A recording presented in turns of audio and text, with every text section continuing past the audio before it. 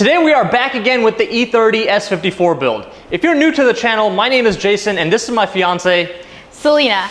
And today we're actually working on his very first car, his very first ever engine swap. And yeah. It's my very first project, like everything. This was my learning tool. I was about to say baby, but that's not kind of weird. But yeah, so this was my learning tool. And I mean, we did so much stuff on here and we actually started the whole YouTube channel on this car in specific. So we actually have a whole video going on the why and how and all that. That was the beginning of this E30 build. So make sure you check that out. It'll be linked down below. And you know what I just thought of? What? This is your car, yep. And the E30 is technically my car. Oh. So we're gonna be merging our cars together well, to make a badass car though, right?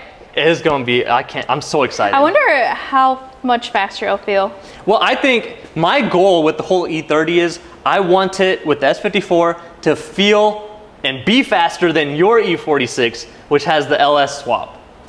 Yeah, so I have the LS3 swap in my car. We did that a couple years back, and yep. I mean, it's an amazing car, very reliable for road trips and all that. So I guess we'll have to put it to the test against the E30 Sedan. Well, because I'll be completely honest, this does not stand a chance against the LS3 E46. So I'm hoping with the S54 and the E30, with the proper gearing and stuff, it's gonna scoot.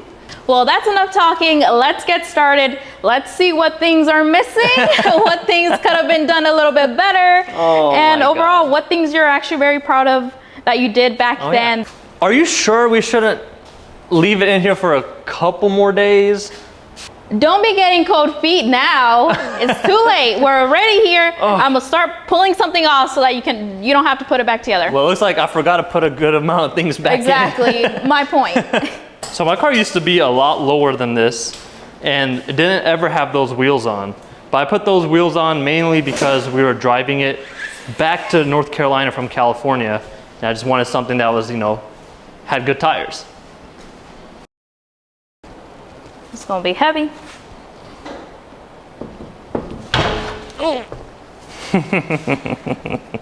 This car never really received any lift time.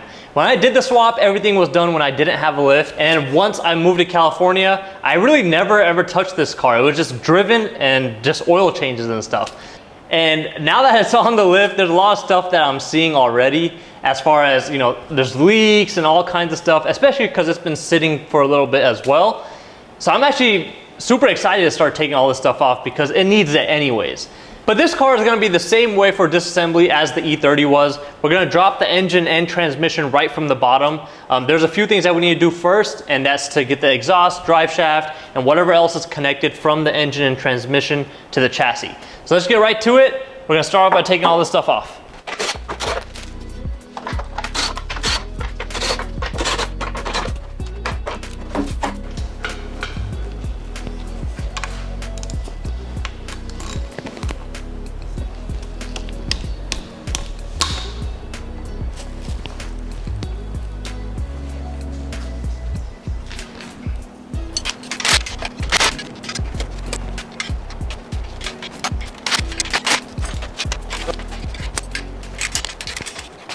With the exhaust out of the way, that exhaust is much lighter than the factory M3 exhaust because factory M3 exhaust has the muffler that goes with the quad tips. I didn't want to retrofit the M3 muffler because you have to cut up the spare wheel well for that, and that's why I didn't do it. So I just welded a normal muffler on in the back and kept it like the stock.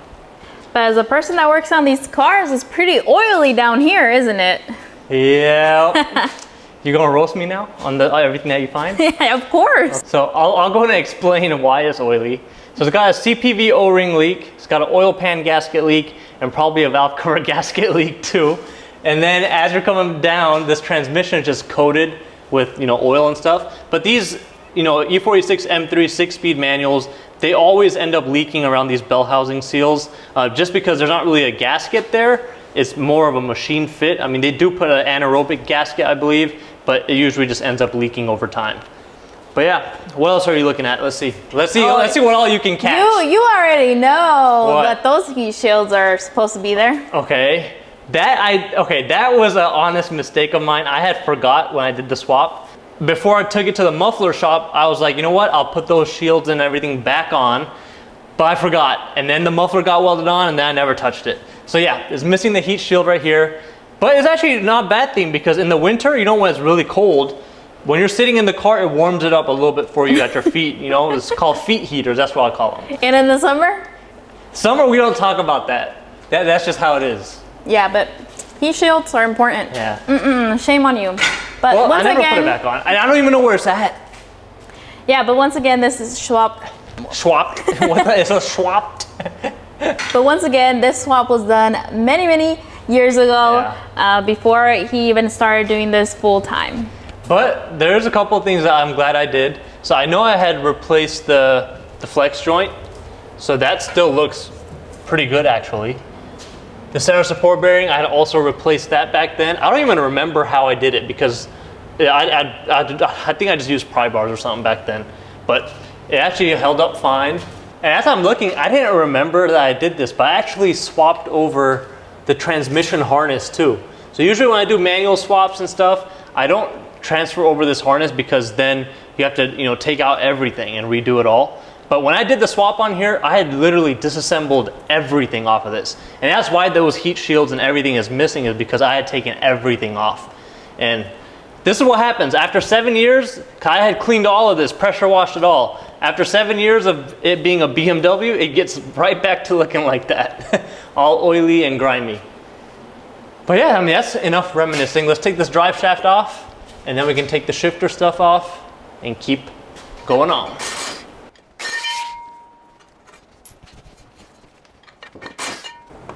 I'm sure I can barely reach. Right there. Just drop on this fine.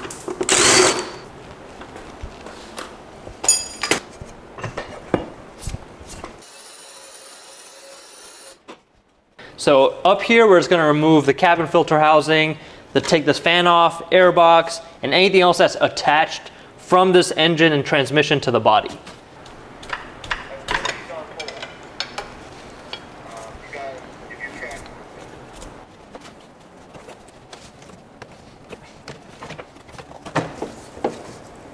Oh, there's a wasp nest in here too. It's in there? Yeah, look. Wow. Isn't that crazy? I saw one over on underneath the side skirt too. No wonder why they keep wanting to fly around my car. How did they even get in there to make a nest?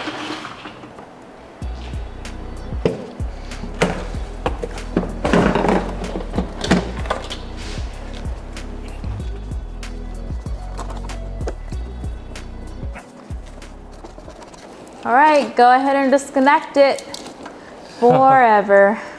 Final time. And we actually have to take this DME out because in order to run the S54, we can actually make this DME standalone. So this is the same DME that came with this engine out of the 2004 M3, and it's going to be used in the E30 as well. So we're probably just going to make this a standalone. And these DMEs, so this one is an MSS54 HP. Right now, they are so, like, they're up in value. They're going for like $800–900 easily. Just because the older version of this DME, which is the MSS54, a lot of those have issues, and they're starting to have even more issues now. And they have less memory than the HP DMEs. We have a whole video on that. I'll have that link down below. These HP DMEs are just much more capable.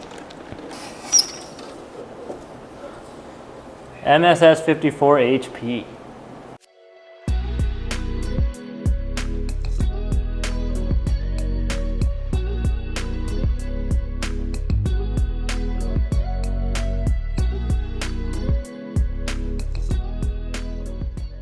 So we just finished eating dinner.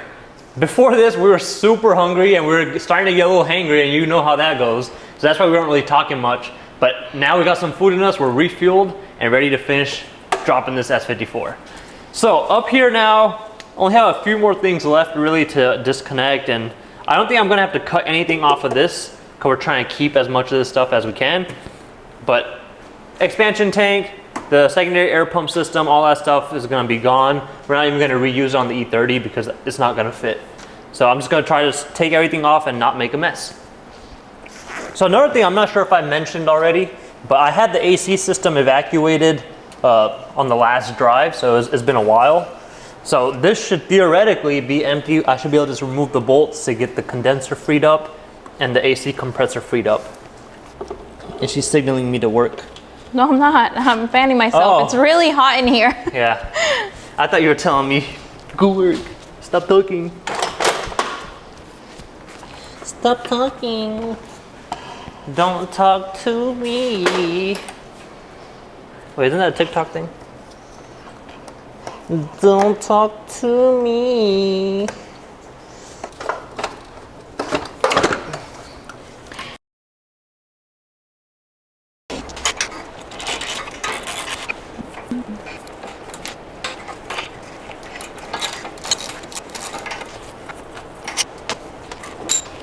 So these are the M3 calipers? Nope.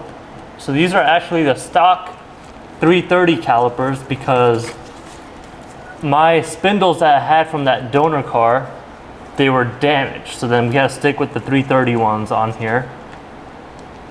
But the 330 front brakes are actually not that much smaller than the E46 M3. There you go. Ooh. Mm-hmm. You're pulling it down too much. Why is this one lighter? It's not. I'm It just feels stronger, like it. huh? Yeah.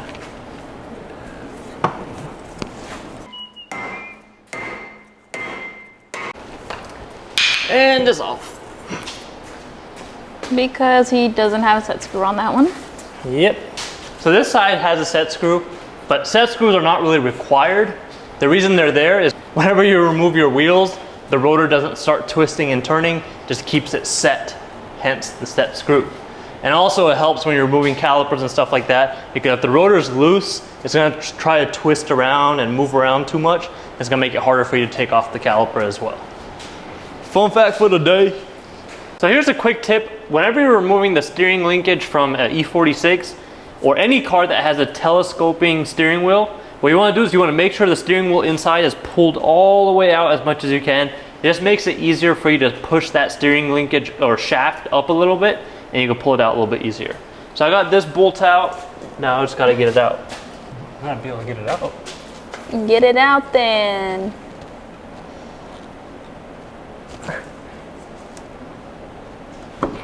There we go. That stance. Shut up. I'll hold the other side just in case. It's too much. And it's only one nut. Yeah, I know. What a freak. You can never know. You got it. What you dropped? No! I dropped the nut in the coolant. Bro. Well, guess who's getting it out? What do you mean? You gonna stick your hand in there and take it out. Whoever drops the nut has to get it. You could use a magnet. Oh, that's... that would be a smarter idea. Yeah. I was about to literally stick my hand in there. I mean, whatever floats your boat. Oil cooler coming down. Zip ties. Oh yeah, I see that.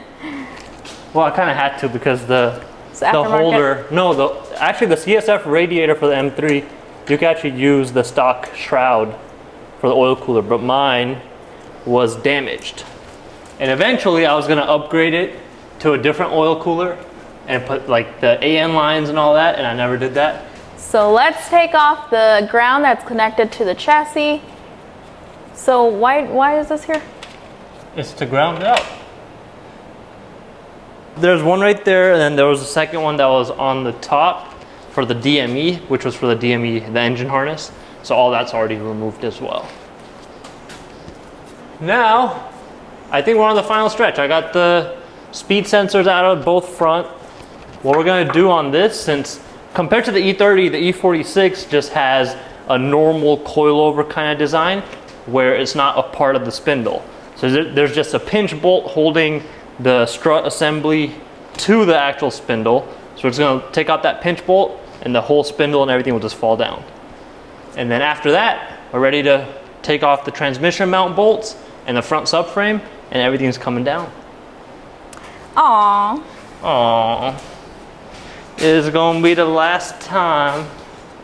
Well, you never know, you know, if I get my hands on another S54, put a turbo on it. But no, there's better platforms. Or not platforms, but better options that I'd rather explore.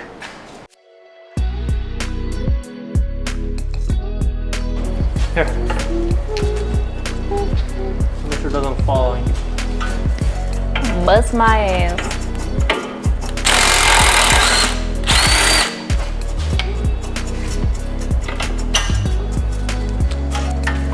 Let's go. Come out.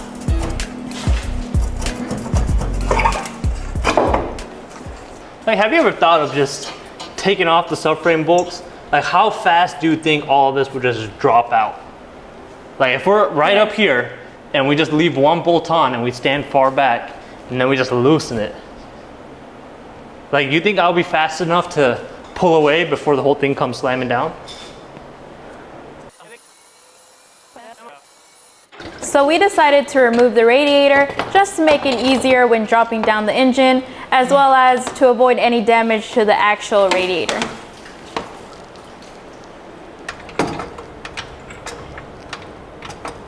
Supporting the transmission, the engine, as well as The subframe. the subframe. All right, the last thing is those subframe bolts. Yep. You can put a flashback of when it went in. Remember we had to do this exact same thing? And it was a pain in the butt. Yeah. But it was so clean. And now look at it. 7 years later.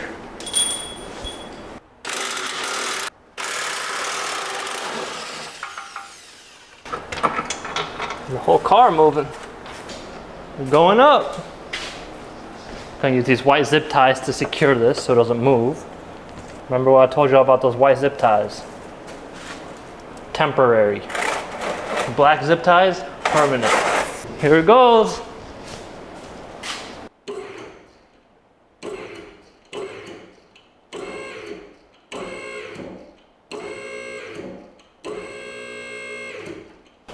Make sure I didn't forget nothing.